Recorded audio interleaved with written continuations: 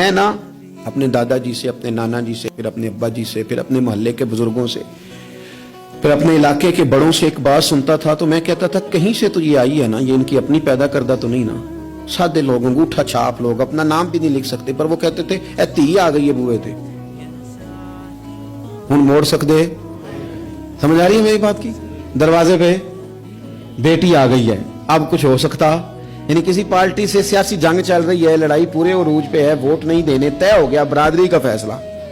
तो वो इलेक्शन के दिनों में वो भी बड़े मुतर्रक होते हैं, वो पता कर लेते हैं बच्ची कहाँ शादी हुई है, वहां चले जाते हैं, जाके फटाफट चाचा जी भी बन जाते हैं। बेटा मैं तेरा चाचा हूं, मैं आया हूं, अब्बा के सामने मेरी सिफारिश कर। तो बेटियां कई दफा आ जाती थी। तो अब बड़े बूढ़े क्या कहते तो कहते थे बेटी आ गई है दरवाजे पे, वो क्या करे। मैं सोचता था कि चलो ये बात इन्होंने पढ़ी नहीं, सुनी नहीं, इन्होंने सीखी नहीं, पर ये कोई फैज है जो सीना बसीना आ रहा है। कहीं तो ये चीज थी जो इस तरह आई है कि यानी समझदार आदमी है, वफादार है।